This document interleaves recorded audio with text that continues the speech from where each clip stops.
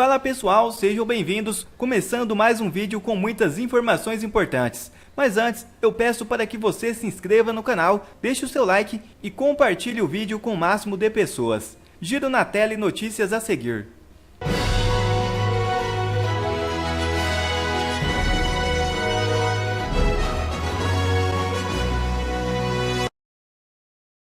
Primeira matéria na tela. Urgente. Lula é recebido em Londres por protestos contra o petista. É isso mesmo. O presidente Lula passa por mais um constrangimento na Europa. Após ser alvo de protestos em Portugal e na Espanha, o petista foi alvo de manifestações no Reino Unido, onde vai acompanhar a coroação do rei Charles III. O deputado federal Gustavo Gayer falou sobre mais essa vergonha de Lula. Veja. Bora ver o Lula sendo escrachado, não importe onde ele vá. Eu não tô falando do Brasil. Afinal de contas, até para fugir da rejeição que ele sofre aqui no próprio país, o qual ele foi colocado na presidência, ele se vê obrigado a passar mais tempo fora do que viajando pelo Brasil. Ele bateu o recorde do presidente que mais viajou para outros países nos primeiros meses do seu governo. Trouxe algum acordo bom para o Brasil? Não. Está vendendo o Brasil para a China, oferecendo dinheiro para a Argentina, que já deve 16 bilhões para o nosso país. Foi escrachado em Portugal, foi escrachado na Espanha. Onde quer que ele vá, a recepção dele não é muito diferente como seria se ele andasse no Brasil. E ele tem que fugir, afinal de contas são tantos escândalos, general participando dos atos de vandalismo, ministro da milícia, ministro dos cavalos, desemprego aumentando, inflação subindo, preço da picanha subindo, preço da gasolina subindo, preço da cervejinha subindo, ou seja, o cara não vê outra solução a não ser se afastar da imprensa brasileira e das manifestações contrárias a ele. Só que o cara não consegue. A rejeição do Lula é internacional. E eu quero que fique gravado isso. Lula é o primeiro presidente do Brasil que tem uma rejeição internacional, mesmo com a imprensa. De forma ativa, consistente, diária, fazendo propaganda por ele. Então o que eu quero mostrar para você é ele chegando na casa no endereço Downing Street, número 10, para participar lá da coroação do rei Charles. Eu quero que você preste bastante atenção no áudio. E aí, presidente? Vai falar com a gente, presidente?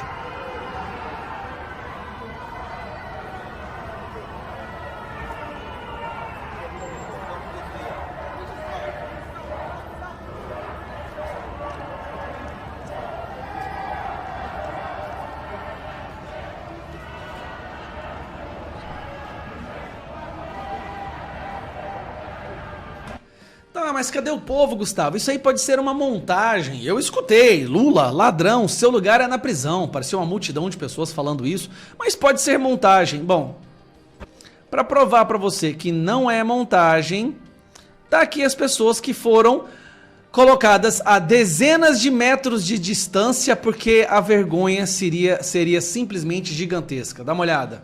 Opa, não é isso aqui não. Isso aqui é aumento do desemprego.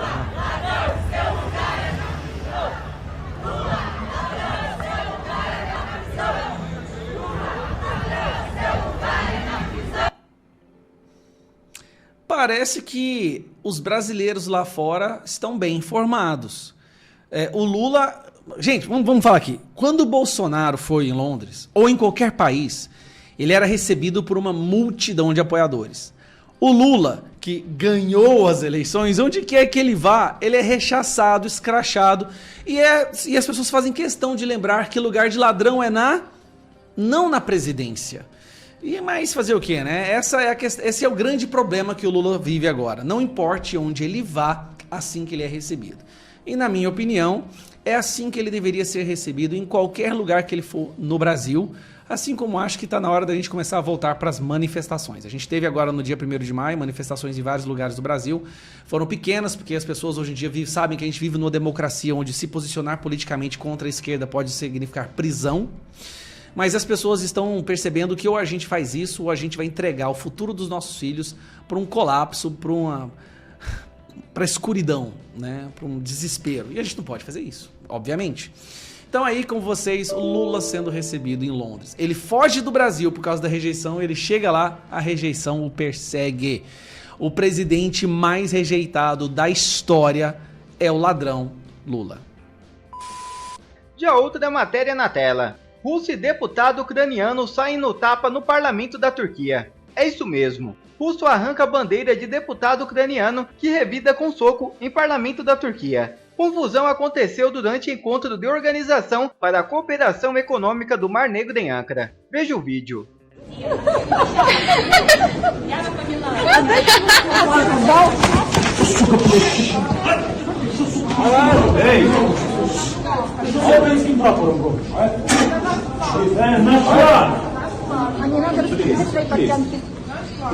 Ти що з українським прапором робиш, а?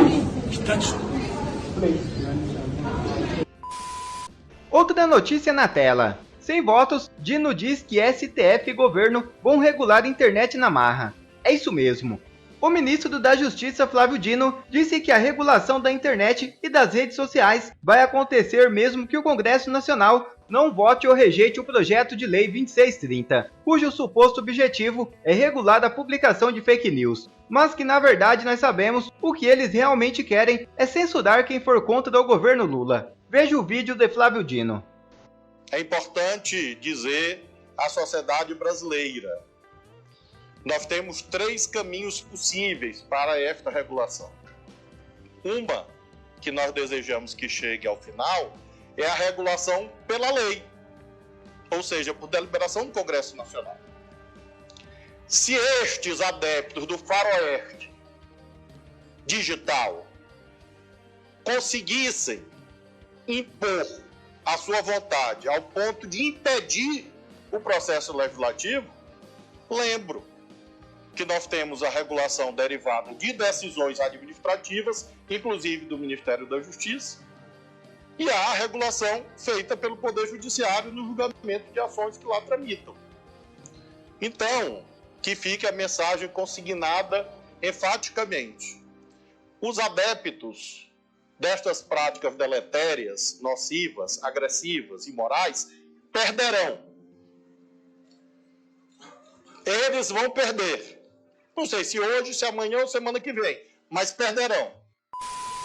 Outra notícia na tela. Comboio do Exército foi à sede da PF retirar Mauro Cid. É isso mesmo.